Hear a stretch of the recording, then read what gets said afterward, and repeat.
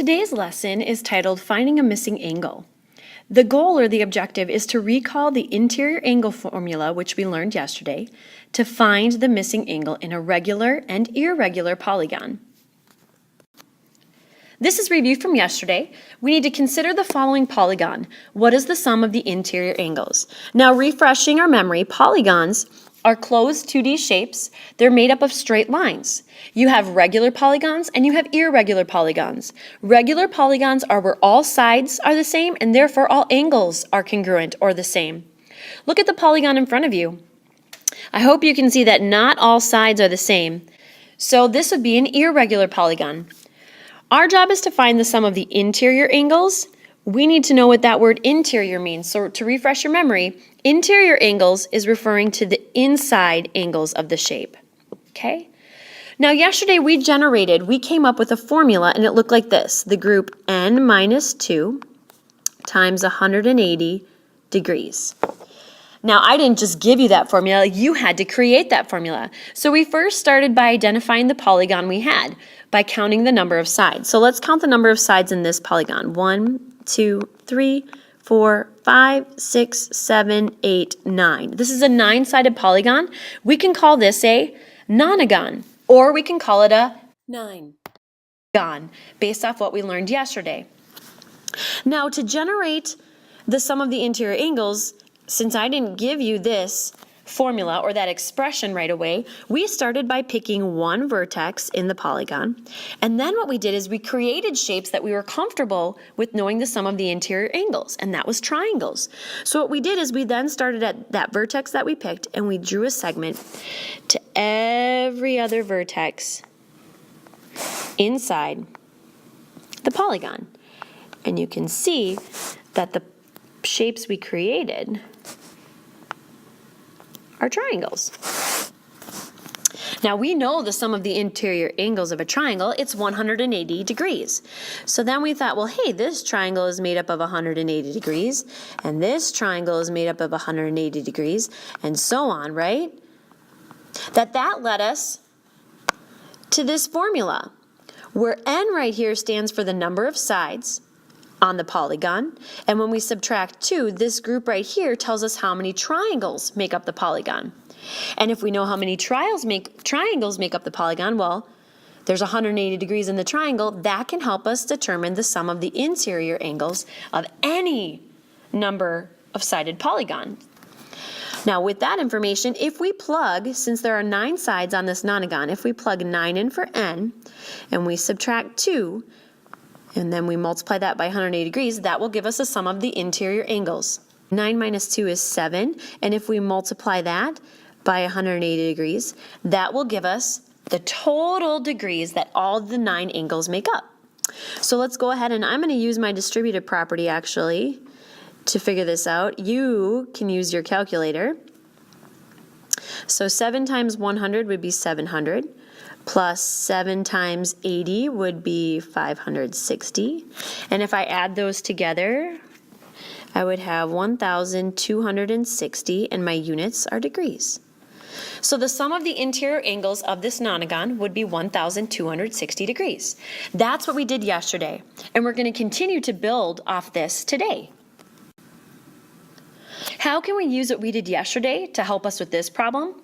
Well, first of all, the directions for this problem, you might see a variable there. That variable stands for some degree. We don't know what it is. We're going to figure it out. That's our directions. Determine how many degrees this angle right here is. How are we going to use what we did yesterday? Well, first of all, we got to recognize that this is a polygon. It's a 2D figure.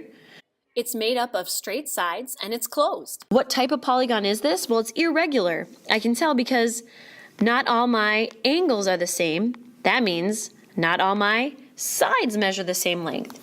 How would we name this polygon? Well, let's count the sides. 1, 2, 3, 4, 5, 6. A 6-sided polygon, we could call it a 6-gon, but there's even a more professional name, and that would be hexagon.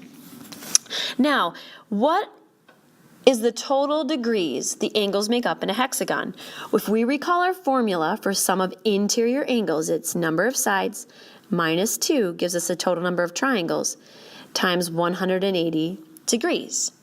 This is a hexagon, so let's substitute 6 in for n, since n represents the number of sides.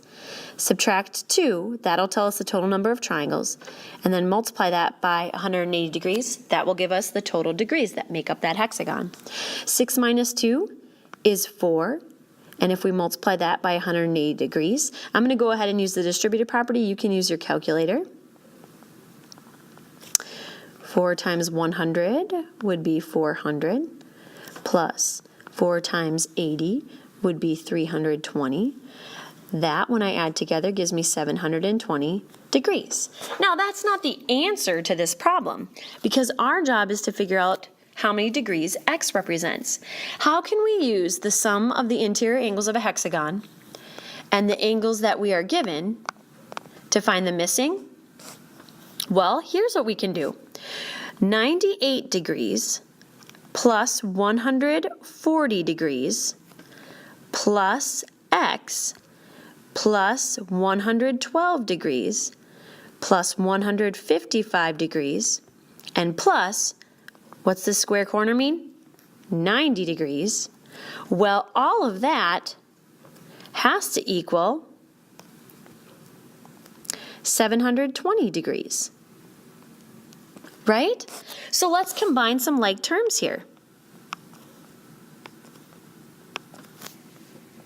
I'm underlining all of my terms, and I'm actually going to take out a calculator at this time. And you can do this with me. Let's combine the like terms there. So we want 98 degrees plus 140 degrees plus 112 degrees plus 155 degrees plus 90 degrees. Well, that equals, I'm just simplifying here, 595 degrees, and then I have my plus x is the same as 720 degrees. Now, how would I go about and solve for x? Well, I need to go 720 degrees and subtract 595 degrees. So I'm going to type that in my calculator. 720 degrees minus 595 degrees leaves me with a value of 125 degrees. So that means x is the same as 125 degrees. Now, recapping, we could check, actually before we recap, we could check to make sure we solve for x correctly, right? If we go and we say, hey, x has a value of 125 degrees, we could go through and we could add all these degrees together that make, or these 6 angles that make up my hexagon, right? And they should total 720 degrees. If they don't, then I made a mistake, and I have to go back and look at that. So now let's recap. When we have a missing angle present in a polygon, and we're asked to find the value of that missing angle, we need to use our knowledge of the sum of the interior angle formula. Once we know how many total degrees make up the polygon, we can then work with what we have. We went through and we added all of our known degrees, so we combined our like terms, and we subtracted that from 720 degrees so that we could find the value of our unknown angle, which we called x. This is what we're doing today, 6th graders.